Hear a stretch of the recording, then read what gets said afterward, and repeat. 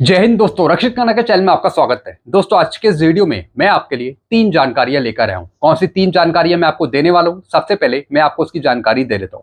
सबसे पहली जानकारी मैं आपको दूंगा, एक पेंशनर है जिनका रैंक है नायक। अब इन्होंने मुझे अपना स्पर्श का पीपीओ भेजा और मेरे को कहा कि सर, मुझे सिपाही रैंक की पेंशन दी जा रही है, बल्कि मेरे को मिलनी चाहिए नायक रैंक की, क्योंकि मेरे को नायक रैंक में प्रमोट कर दिया गया था। नायक रैंक की पेंशन लेने के लिए इन्होंने रिकॉर्ड ऑफिस से कार्रवाई करी, तो रिकॉर्ड ने इनको मना कर दिया कि आपको नायक रैंक की पेंशन नहीं मिलेगी, क्योंकि नायक रैंक में आपने 10 महीने की सर्विस पूरी नहीं करी। इस वजह से आपको नायक रैंक की पेंशन नहीं मिलेगी। तो दोस्तों, रूल मैं आपको समझाऊंगा कि आपको लास्ट रैंक की पेंशन लेने के लिए आपकी कितनी महीने की सर्विस होनी चाहिए उस रैंक में, और साथ ही साथ बताऊंगा क्या इन पेंशनर को नायक रैंक की पेंशन लागू है या फिर सिपाही रैंक की। फिर साथ ही साथ बात करेंगे कि रिकॉर्ड ऑफिस ने जो यहाँ पे जवाब दिया है, क्या ये जवाब सही है या फिर गलत है, या फिर रिकॉर्ड ऑफिस इनको गुमराह कर रहा है। तो मैं आपको गुमराह होने से बचाऊंगा और सही रूल में आपको समझाऊंगा कि अगर आपको लास्ट रैंक की पेंशन लेनी है तो लास्ट रैंक की पेंशन लेने के लिए आपकी कितने महीने की सर्विस होनी चाहिए, इसकी जानकारी मैं आपको दूंगा। कुछ जजमेंट भी मैं आपको दिखाऊंगा आगे। फिर एक और मैं आपको जानकारी दूंगा, डॉक्टर एम रघु भैया जो महासचिव हैं रेलवे फेडरेशन के। जी हाँ दोस्तों, एक बहुत बड़े नेता हैं जिन्होंने डायरेक्ट वेतन आयोग के सामने सबसे ज्यादा का फिटमेंट फैक्टर मांगा है 4.0 का, कर्मचारियों के लिए, पेंशनर के लिए। तो दोस्तों, इसकी एक खबर अखबार में छपी है जो मैं आपको आगे दिखाना चाहूंगा और समझाना चाहूंगा। फिर एक और मैं आपको एक और जानकारी दूंगा, 8th पे कमीशन का लेटर जारी 29 मई 2026 का। जी हाँ दोस्तों, 8वें वेतन आयोग ने आप सभी के लिए एक नया लेटर जारी करा है 29 मई 2026 का। क्या है पूरा लेटर, आगे समझाऊंगा लेटर दिखाकर।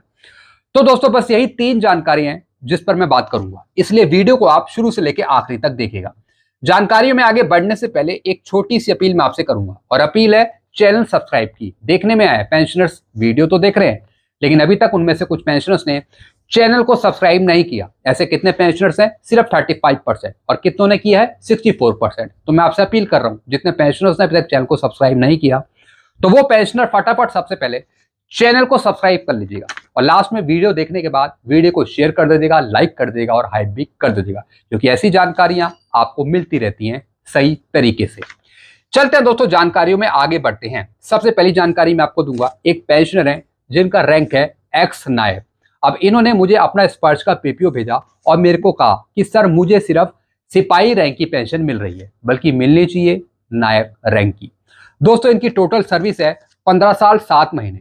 ये रिटायर हुए हैं 30 सितंबर 2000 को, यानी 5वें पे कमीशन में रिटायर हुए हैं। अब इनका कहना है कि मुझे नायक रैंक की पेंशन मिलनी चाहिए, क्योंकि नायक रैंक में मुझे प्रमोट कर दिया गया था। अब नायक रैंक की पेंशन लेने के लिए इन्होंने रिकॉर्ड ऑफिस से कार्रवाई करी।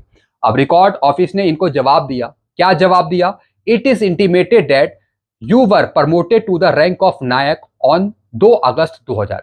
यानी नायक रैंक में इनको प्रमोट कर दिया गया था 2 अगस्त 2000 को, with seniority 1 April 2000 and discharge from service on 30 सितंबर 2000। यानी रिटायरमेंट होने से पहले इनको नायक रैंक में प्रमोट करा गया। As per para 48 of pension regulation 2008, यानी पेंशन रेगुलेशन 2008 रूल के अनुसार एक पैरा है 133। पेंशन रेगुलेशन के अनुसार service pension is entitled for the rank actually held during last 10 month before date of the retirement. Record ने यहां पे बताया कि रिटायरमेंट होने से पहले जिस रैंक की आपको पेंशन चाहिए, तो उस रैंक में 10 महीने की सर्विस आपकी पूरी होनी चाहिए, तभी आपको उस रैंक की पेंशन मिलेगी। फिर क्या लिखा है? Since you were not holding the rank of naik for last 10 month before date of discharge, यानी रिटायरमेंट होने से पहले नायक रैंक में आपने 10 महीने की सर्विस पूरी नहीं करी, इस वजह से health you are not entitled the service pension for the rank of Naik. इसलिए नायक रैंक की पेंशन आपको नहीं मिलेगी, इसलिए आप नायक रैंक की पेंशन लेने के लिए एंटाइटल्ड नहीं है। अब दोस्तों, ऐसा रिकॉर्ड ने बताया, रिकॉर्ड यहां पे सही बता रहा है। जी हाँ दोस्तों, पहले ऐसा रूल था कि जिस रैंक की आपको पेंशन लेनी है, मान लेते हैं कि आप नायक रैंक से रिटायर हुए हो, तो नायक रैंक की पेंशन लेने के लिए नायक रैंक में 10 महीने की सर्विस पूरी होनी चाहिए। यह पहले रूल था, लेकिन दोस्तों अब इस रूल को चेंज कर दिया गया है। जी हाँ दोस्तों, इस रूल को चेंज कर दिया गया है।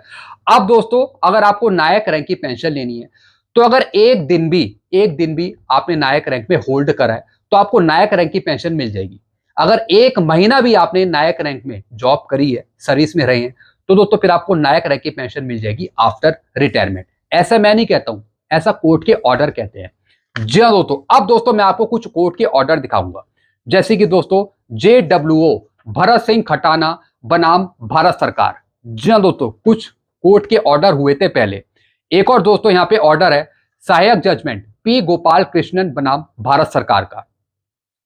तो दोस्तों कुछ ऑर्डर है जिसके तहत अगर आपने लास्ट रैंक में 1 दिन भी जॉब करी है, 1 महीने भी जॉब करी है, तो आपको लास्ट रैंक की पेंशन मिल जाएगी। अब दोस्तों एक जजमेंट मैं आपको दिखा रहा हूं। यह जजमेंट है 1 दिसंबर 2025 का। एक जूनियर वारंट ऑफिसर थे जिन्होंने कोर्ट केस किया था AFT दिल्ली में। जी हाँ दोस्तों, पहले इनको भी JWO की पेंशन नहीं दी जा रही थी, बल्कि JWO रैंक में सिर्फ इन्होंने 4 महीने सर्विस करी थी, सिर्फ 4 महीने इन्होंने सर्विस करी थी। तो दोस्तों इनको पहले सार्जेंट रैंक की पेंशन दी जा रही थी, लेकिन जब इन्होंने कोर्ट केस कर दिया उसके बाद कोर्ट ने पाया कि 1 दिन से ज्यादा की इनकी सर्विस है, यानी 1 महीने से भी इनकी ज्यादा की सर्विस है, यानी टोटल 4 महीने इन्होंने सर्विस करी है जूनियर वारंट ऑफिसर रैंक में। इस वजह से इनको पेंशन मिलेगी जूनियर वारंट ऑफिसर की। जी हाँ दोस्तों, यानी कि दोस्तों जिस रैंक से आप रिटायर हुए हो, भले उस रैंक में आपको प्रमोट कर दिया है, तो अगर आपकी 1 दिन से ज्यादा की भी सर्विस उस रैंक में है, लास्ट रैंक में है, तो आपको उस रैंक की पेंशन मिल जाएगी। अगर नहीं मिल रही तो आप CP ग्राम में कंप्लेंट डालिए, RTI लगाइए, कुछ जजमेंट हैं पहले के वो डाल दीजिए, आपको उस रैंक की पेंशन मिल जाएगी। तो दोस्तों इन पेंशनर की मैं हेल्प करूंगा और जितने भी आदेश हैं पहले के कोर्ट के, वो सब आदेश मैं इनको दे दूंगा ताकि ये CP ग्राम में कंप्लेंट डाल पाएं, RTI डाल पाएं, सब कुछ मैं इनकी हेल्प कर दूंगा ताकि इनको नायक रैंक की पेंशन मिल पाए। तो दोस्तों रूल पता होना बहुत जरूरी है आजकल के टाइम में। अगर रूल आपको पता नहीं है तो फिर रिकॉर्ड इस तरीके से आपको गुमराह करता रहेगा, इस तरीके से आपको जवाब देता रहेगा। तो दोस्तों आप सही चैनल को पकड़िए, सही जानकारी लीजिए, सारे वीडियो मेरे देखते रहिए, आगे भी और पुराने भी, ताकि आपको सही जानकारी मिल सके और उसके बेस पर आप कार्रवाई कर सके और कोई भी लाभ से आप वंचित ना रह जाएं। तो दोस्तों इनको नायक रैंक की ही पेंशन मिलेगी और पूरा एरियर दिया जाएगा जब से ये रिटायर हुए। जी हाँ दोस्तों, पूरा एरियर इनको मिलेगा क्योंकि शुरू से ही इनको पेंशन सिपाही रैंक की पेंशन दी जा रही है। जी हाँ दोस्तों, नीचे देखिए, इनको पहले पेंशन मिल रही थी 18,807, ये भी सिपाही रैंक की पेंशन है। यानी जब जब इनकी पेंशन रिवाइज हुई OROP 2 में, OROP 3 में पूरा एरियर दिया जाएगा। जी हाँ दोस्तों, यानी सिपाही और नायक की पेंशन के डिफरेंस का एरियर इनको मिलेगा, पूरा एरियर इनको दिया जाएगा और आगे इनकी पेंशन शुरू होगी एक नायक रैंक की। मैं इनका फुल सपोर्ट करूंगा। जी हाँ दोस्तों, मैंने आपको कोर्ट के आदेश दिखा दिए, अब रूल चेंज हो चुका है। लास्ट रैंक की पेंशन लेने के लिए 1 दिन आपका होना जरूरी है। अगर 1 दिन से भी ज्यादा है, 1 दिन भी है, 1 महीना भी है, 2 महीने भी है, तभी आपको लास्ट रैंक की पेंशन मिल जाएगी। ये मैंने आपको समझा दिया। चलते हैं दोस्तों अगली जानकारी की तरफ। अब दोस्तों अगली जानकारी मैं आपको दूंगा आपकी डिमांड्स के बारे में। जी हाँ दोस्तों, एक रेलवे फेडरेशन है, रेलवे एसोसिएशन है, जिनके महासचिव हैं डॉक्टर M रघोइया जी। अब दोस्तों इन्होंने वेतन आयोग के सामने सबसे ज्यादा फिटमेंट फैक्टर मांगा है। कितना मांगा है? 4.0 का। और दोस्तों रेलवे कर्मचारियों के लिए, रेलवे पेंशनर्स के लिए कुछ डिमांड रखी है, सबसे ज्यादा की डिमांड रखी है। और किन चीजों पर आधारित है यह डिमांड? उनके काम को देखते हुए। जी हाँ दोस्तों, अब इन्होंने डिमांड क्या रखी है? सबसे नीचे देखिए दोस्तों, इन्होंने कहा क्या है? रेलवे कर्मचारी दिन रात मेहनत करके देश की सेवा करते हैं, तो उनकी ईमानदारी, समर्पण और कठिन परिश्रम को देखते हुए हमने न्यूनतम वेतन 72,000 रुपए की मांग करी है। जी हाँ दोस्तों, यानी कि सीधा फिटमेंट फैक्टर 4.0 का। रेलवे कर्मचारियों के काम को देखते हुए, उनकी मेहनत को देखते हुए, जैसे कि रेलवे के कर्मचारी दिन रात ट्रेन चलाते हैं, गर्मियों में ट्रेन चलाते हैं, सर्दियों में ट्रेन चलाते हैं, यानी कि दोस्तों पूरा समर्पण करते हैं, ईमानदारी से काम करते हैं, तो उनके कठिन परिश्रम को देखते हुए इन्होंने डिमांड रखी है 72,000 मिनिमम पे की। साथ ही साथ दोस्तों कुछ अलाउंसेस बढ़ाने की भी मांग करी है रेलवे कर्मचारियों की।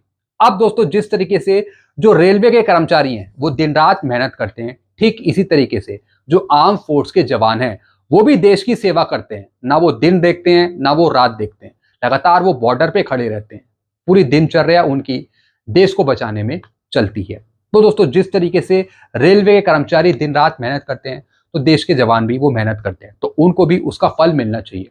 तो उनको भी इतना ही फिटमेंट फैक्टर मिलना चाहिए 4.0 का, जो इन्होंने रेलवे कर्मचारियों के लिए मांगा है। अगर आप मेरी बात से एग्री करते हैं तो कमेंट में जरूर बताइएगा। जो रेलवे के कर्मचारी पेंशनर्स को जितना फिटमेंट फैक्टर दिया जाए, तो वही फिटमेंट फैक्टर हमारे जवानों को, पेंशनर्स को मिलना चाहिए, वो भी 4.0 का। जी हाँ दोस्तों, और साथ ही साथ जो रेलवे के कर्मचारियों के भत्ते जितने बढ़ेंगे, तो उसमें से एक भत्ता जो जवानों को दिया जाता है मिलिट्री सर्विस पे का, तो वो भत्ता भी सबसे ज्यादा बढ़ना चाहिए 8th CPC में। जी हाँ दोस्तों, तो दोस्तों इनकी तरफ से कुछ डिमांड्स गई हैं वेतन आयोग के पास, जो मैंने आपको यहाँ पे समझाई। अब दोस्तों पहले इनके संगठन ने 3.83 का फिटमेंट फैक्टर मांगा था, अब उस फिटमेंट फैक्टर को बढ़ा दिया, 4.0 कर दिया, और फैमिली यूनिट भी 3 से बढ़ाकर 5 करने की डिमांड करी है। जो मिनिमम सैलरी है उसको भी पहले 69,000 की डिमांड रखी थी। फिर दोस्तों जो रिस्क अलाउंस है उसको भी 15,000 करने की यहाँ पे डिमांड रखी थी। तो दोस्तों जो भी इनकी डिमांड थी, अब सारी डिमांड्स को बढ़ा दिया गया है वेतन आयोग के सामने। अब सरकार के साथ मीटिंग में सकारात्मक चर्चा हुई है, ऐसा इनका कहना है। जी हाँ दोस्तों, इनका कहना है कि हमने सकारात्मक पॉजिटिव चर्चा करी है वेतन आयोग के साथ, और हो सकता है कि वेतन आयोग इनकी डिमांड्स को एक्सेप्ट कर ले, ऐसा इनको लगता है। तो दोस्तों ये कुछ डिमांड्स इन्होंने रखी जो मैंने आपको समझाई है। चलते हैं दोस्तों अगली जानकारी की तरफ। अब दोस्तों एक लेटर मैं आपको समझाऊंगा पे कमीशन का 29 मई 2026 का। दोस्तों अगर आप कोलकाता में रहते हैं, वेस्ट बंगाल में रहते हैं, तो दोस्तों आपके पास मौका है वेतन आयोग के साथ मीटिंग करने का, अपने सुझाव देने का वेतन आयोग को, क्योंकि दोस्तों वेतन आयोग कोलकाता वेस्ट बंगाल में आ रहा है 9 और 10 जुलाई को आपसे बातचीत करने। तो अगर आप कोलकाता में रहते हैं, वेस्ट बंगाल में रहते हैं, तो डायरेक्टली आप मीटिंग में जा सकते हैं, लेकिन उससे पहले आपको अपॉइंटमेंट बुक करना पड़ेगा, आवेदन देना पड़ेगा। कब तक? 15 जून 2026 से पहले। जी हाँ दोस्तों, सबसे पहले आप 8 CPC का ज्ञापन जमा करेंगे, आपको मेमो ID मिल जाएगी, और उस मेमो ID के साथ आप अपॉइंटमेंट बुक कर सकते हैं इस लिंक पे जाके 15 जून 2026 तक, या फिर उससे पहले। और 15 जून 2026 तक आप 8 CPC पर ज्ञापन भी जमा करेंगे 8 CPC की वेबसाइट पे। तो दोस्तों ये लेटर जारी करके बताया कि जो वेतन आयोग है वो कोलकाता वेस्ट बंगाल में आ रहा है 9 और 10 जुलाई को आपसे बातचीत करने। तो दोस्तों ये एक लेटर था जो मैंने आपको यहाँ पे समझाया। आप बातचीत कर सकते हैं, अपने सुझाव दे सकते हैं वेतन आयोग को, अगर आप वेस्ट बंगाल में या फिर कोलकाता में रहते हैं। लगातार वेतन आयोग आपसे बातचीत कर रहा है, अलग अलग सिटी में जाके, अलग अलग स्टेट में जाके। तो आपके पास ये अच्छा मौका है अपने सुझाव देने का। जो भी आप 8 CPC में चेंजेस देखना चाहते हैं या फिर सुझाव देखना चाहते हैं, आप सबसे पहले अपने सुझाव रखिए, बाद में वेतन आयोग उन सुझावों को देखेगा, समझेगा। तो दोस्तों ये कुछ जानकारियां थी जो मैंने आपको दी हैं। आई होप सारी जानकारी आप अच्छे से समझ होंगे, और कोई नई जानकारी आएगी तो मैं आपको जरूर दूंगा। ऐसी जानकारी पाने के लिए आप चैनल से जुड़ सकते हैं, चैनल को भी सब्सक्राइब कर सकते हैं। चैनल का नाम है Rakshit Khanna. Thank you so much.